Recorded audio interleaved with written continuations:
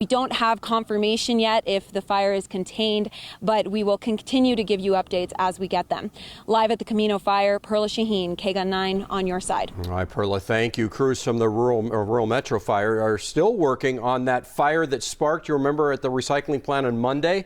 Battalion Chief John Walker says some hot spots are still burning. So far, they do not know what started that fire. Checking in now on the other fires in our state. The Crooks Fire sparked Monday near Prescott is burning about 1,600 acres. Several areas in Yavapai County are evacuated or in pre-evacuation status. And then further north, the tunnel fire is nearing 20,000 acres.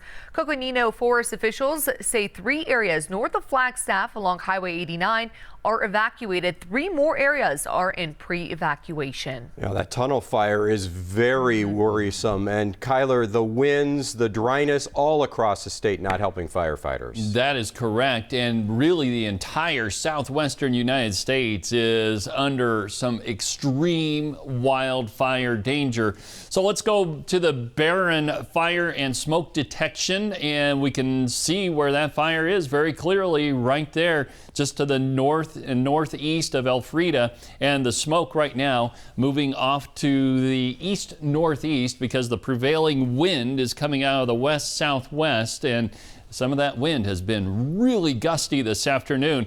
I plotted some of the estimated sustained wind speeds right now, right around that fire, kind of hovering around 35 miles per hour. So that makes firefighting very difficult. And across the rest of the region, not quite as bad in the Tucson metro area, but look at these humidity levels, all below 10% throughout the entire region. And we already have red flag warnings in effect for Friday. This is the day after tomorrow, Friday, 11 to 8 p.m., because we've got another system coming in that will have a big impact on the region. We're going to talk more about that here in just a little bit. Kyler, thank you. Critics say polluting industries are most likely to be near low-income minority neighborhoods. Now, as KGUN 9 on your side's Craig Smith reports, Arizona Congressman Raul Grijalva is working to pass a bill to make it harder to plant new polluters near existing ones.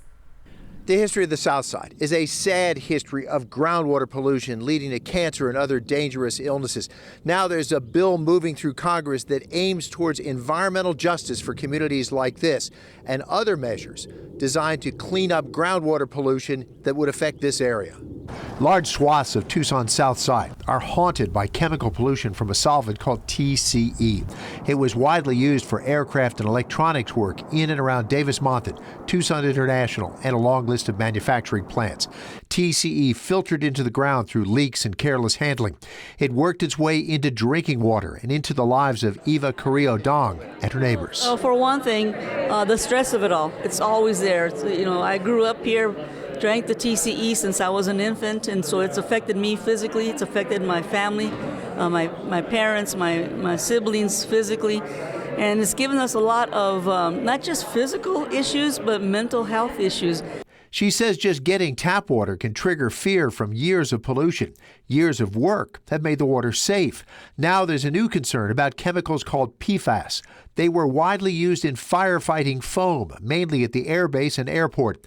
The city of Tucson says it's been able to keep PFAS in the ground, out of the drinking water, by taking steps like shutting down certain water plants, but making sure has been an expensive problem.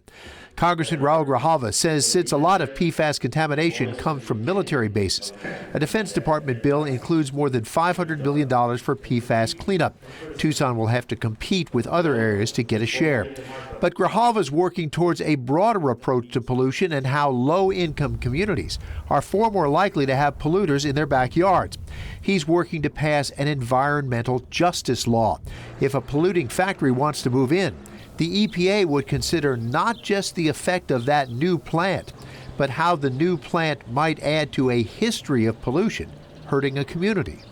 It puts the onus on the federal government to identify impacted communities that would be susceptible to and that would fit the criteria: impacted community, poor, working class, next to emitting facilities, permitted facilities, and under the civil rights component, predominantly of color.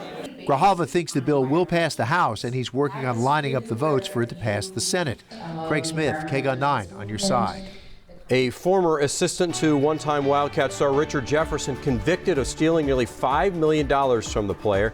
We're going to tell you how it all went down. Plus, some good news. Young basketball players are getting a new court to play on. We're live from the Boys and Girls Club next. You're watching KGUN 9 on your side.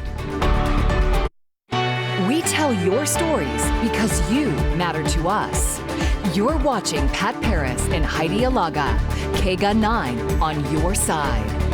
Christopher Clemens faces 110 years in prison after being recently convicted for burglary by a Maricopa County jury. The 12-day trial wrapped up this week. A jury found Clemens guilty of 4 counts. At least 2 victims were over the age of 65 years old. The value of the property stolen was between $4,000 and $25,000. He will be sentenced in June, and then Clemens faces 2 murder trials this fall for 6-year-old Isabel Celis and 13-year-old Maribel Gonzalez.